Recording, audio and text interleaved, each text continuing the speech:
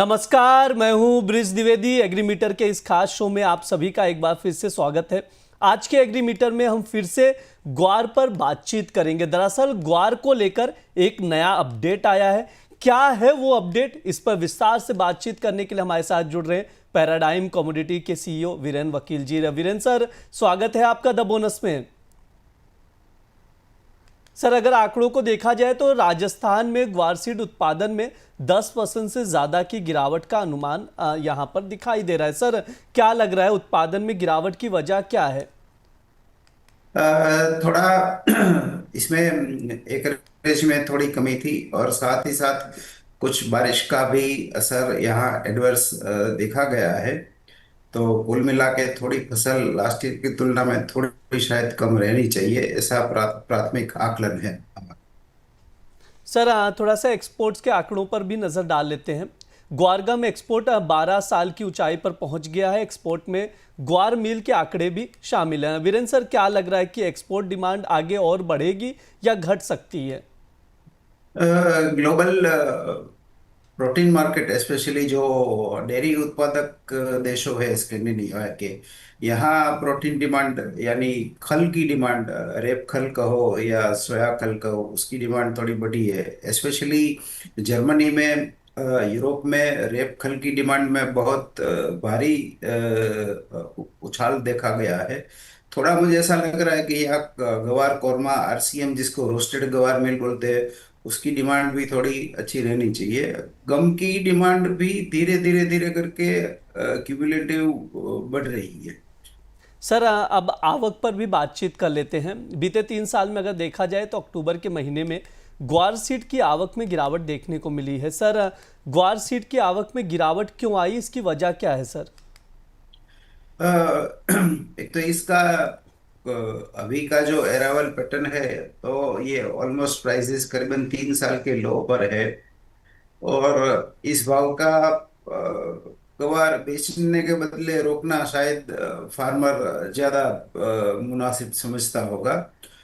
तो ये काफी प्राइस सेंसिटिव होने के कारण, और इसकी शेल्फ लाइफ काफी लंबी है, मीन्स इसको 3-4 साल कुछ होता नहीं, तो इसलिए भी थोड़ी होर्डिंग या तो रोक रोक कर बेचने का अभिगम फार्मर का होगा शायद।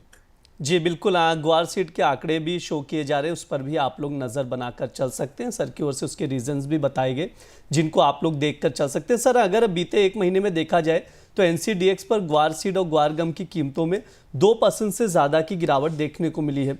सर, क्या लग रहा है ये गिरावट कब तक जारी रहेगी और अब यहाँ से भाव रिकवर हो सकता है?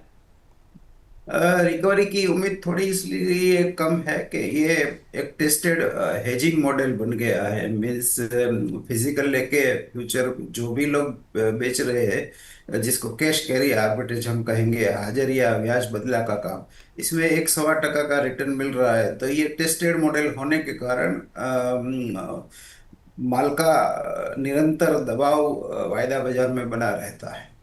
हाँ सर, दबाव बना बना रहता है आप कह रहे हैं, तो सर डाउन साइड कहाँ तक लेवल्स देख रहे हैं इसके ग्वार सीड के? अ, मुझे ऐसा लग रहा है कि इसकी जो मेरिट के हिसाब से ये भाव काफी डिस्ट्रेस है।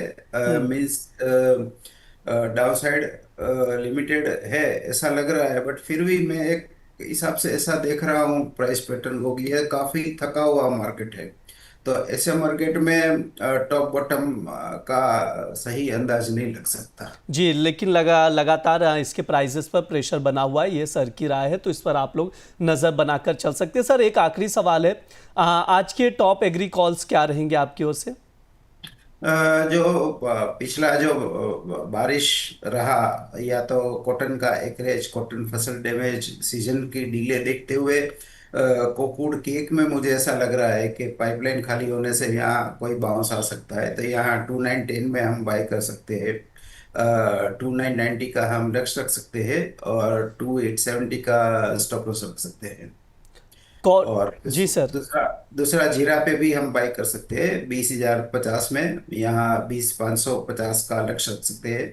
और स्टॉप लॉस 1900 का रख सकते जी बिल्कुल, हाँ, दो ट्रेडिंग कॉल दिए जा रहे हैं सर की ओर से जिसे आप लोग नोट डाउन करके चल सकते हैं। पहला है जीरा, 20,050 पर खरीदना है, टारगेट जो रखना है 20,500 का रहेगा। स्टॉप लॉस आप लोग ज़रूर लगाएं यहाँ पर 19,800 का। इसके अलावा एक और ट्रेडिंग कॉल है, उस पर भी आप लोग नज़र बनाकर चल सकते हैं, कॉटन सीड ऑयल केक पर 2910 पर खरीदारी करनी है, 2990 का टारगेट रखना है। स्टॉप लॉस 2870 का लगाकर चल सकते हैं। आप लोग स्टॉप लॉस ज़रूर लगाएं कहीं पर भी अगर पोजीशन बनाते हैं। इसके अलावा रिस्क फैक्टर को हमेशा ध्यान में रखते हुए ही ट्रेडिंग पोजीशन बनाए। ये ओवरऑल हमने विस्तार से बातचीत की, फंडामेंटल्स बताए गए सर की ओर से, एक्सपोर्ट को लेकर भी आंकड़े दिए गए, कुछ ट्रेडिंग कॉल्स भी दिए हैं जिन पर नज़र बनाकर चल सकते हैं। सर आपकी ओर से कोई डिस्क्लेमर रहेगा? जो भी कमोडिटी डिस्कस की है उसमें मेरा कोई पर्सनल एक्सपोजर नहीं है। जी सर, आप बहुत बहुत शुक्रिया सर आज की चर्चा में जुड़ने के लिए। यह हमारा एग्री मीटर शो है। इस दौरान तमाम एग्री कमोडिटीज़ पर बातचीत की जाती है। इस बार ग्वार सीड और ग्वार गम पर बातचीत की गई है, चीज़ें समझाई गई, सर की ओर से एनालिसिस की गई है, प्राइस आउटलुक भी बताया गया जिन पर आप लोग नज़र बनाकर चल सकते हैं। फिलहाल के लिए इस शो में इतना ही। आप लोग बने रहिए द बोनस के साथ। धन्यवाद।